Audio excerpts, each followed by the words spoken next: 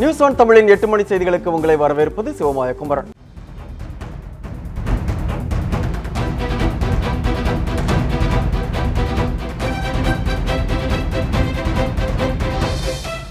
உத்தரப்பிரதேசத்தில் நிகழ்ந்த ரயில் விபத்து குறித்து சம்பவ இடத்தில் உள்ள நமது செய்தியாளர் மதியழகனிடம் கூடுதல் விவரங்களை நேரலையில் கேட்கலாம்.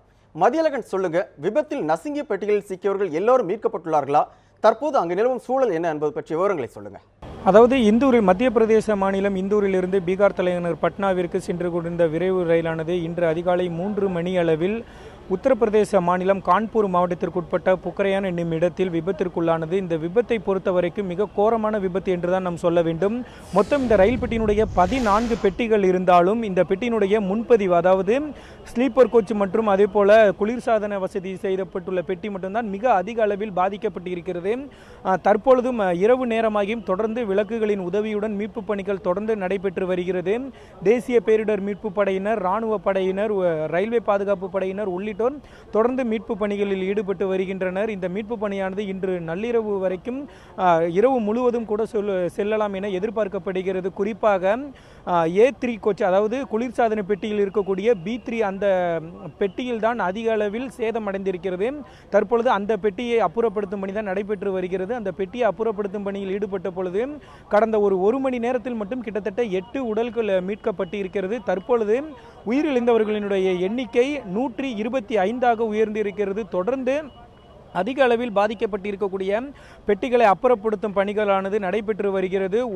அதாவது கிட்டத்தட்ட 3-4 பெட்டிகள் மட்டுமே இயல்பு நிலையில் இருக்கின்றன. மற்ற பெட்டிகள் அனைத்துமே மிகுந்த ஒரு உருக்குலைந்த நிலையில் தான் காணப்படுகிறது. உருக்குலைந்த பெட்டியில் அடிப்பகுதியில் தான் உடல்கள் தற்பொழுது மீட்கப்பட்டு வருகின்றன. தொடர்ந்து இந்த மீட்கும் பணியானது நடைபெற்று வருகிறது. இதன் காரணமாக அதாவது ஒரு பெட்டியானது ஒன்றன் மீது ஒன்றாக இருக்கிறது. அதனை முழுமையாக அப்புறப்படுத்தப்பட்ட பின்புதான் அதாவது பலி எண்ணிக்கை எவ்வளவு என்பது குறித்து தெரிய வரும். சிவமயம். மதியழகன், தற்போது ரயில்வே அமைச்சர் சுரேஷ் பிரபு சம்பவ இடத்திற்கு வந்து ஆய்வு மேற்கொண்டதாக தகவல் வந்திருக்கு. அது பற்றிய விவரங்களை பதிவு செய்யுங்க.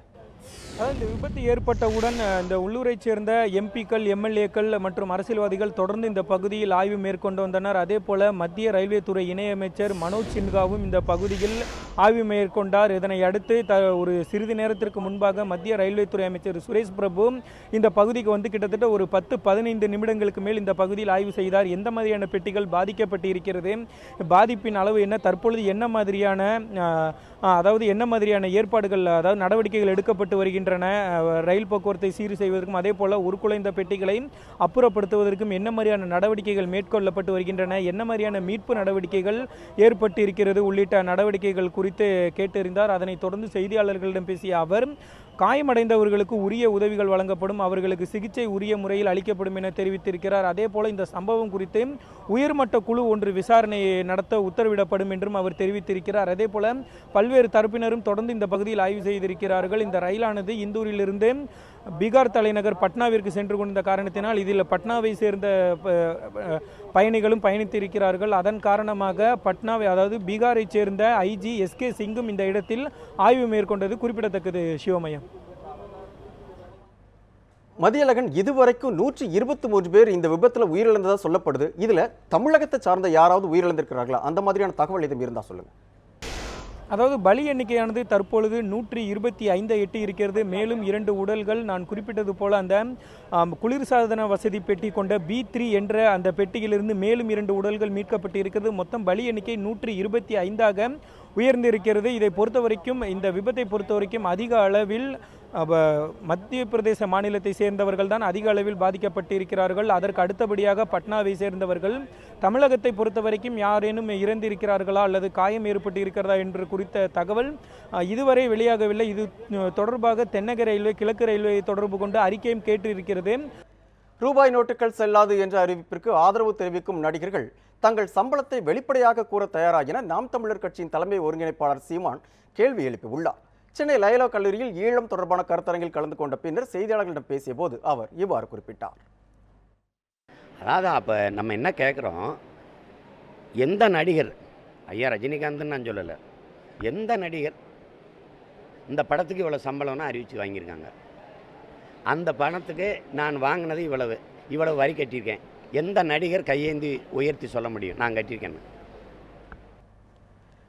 சென்னை மயிலாப்பூரில் உள்ள தனியார் வங்கி ஏடிஎம்மில் பணம் இல்லாத காரணத்தால் ஆத்திரமடைந்த அடையாளம் தெரியாத சிலர் ஏடிஎம் எந்திரத்தை உடைத்தனர். பழைய 500 மற்றும் 1000 ரூபாய் நோட்டுகள் செல்லாது என்று அறிவிக்கப்பட்ட நிலையில் 10 நாட்களுக்கு பிறகு வங்கிகளுக்கு இன்று விடுமுறை அளிக்கப்பட்டுள்ளது. இதனால் வங்கிகளுக்கு சென்று பணம் எடுக்க முடியாததால் ஏடிஎம் மையங்களை நோக்கி பொதுமக்கள் படையெடுக்க தொடங்கி வருகின்றனர். சென்னையில் உள்ள பெரும்பாலான ஏடிஎம்களில் பணம் இல்லாத சூழலை நிலவி வருகிறது. இந்த நிலையில் சென்னை மயிலாப்பூரில் உள்ள தனியார் வங்கியில் பணம் எடுக்க சென்று எந்திரத்தில் பணம் இல்லாததால் ஆத்திரமடைந்த அடையாளம் தெரியாத நபர்கள் சிலர் அதனை சேதப்படுத்திவிட்டு சென்றுள்ளனர். இது தொடர்பாக மயிலாப்பூர் போலீசார் விசாரணை மேற்கொண்டு வருகின்றனர்.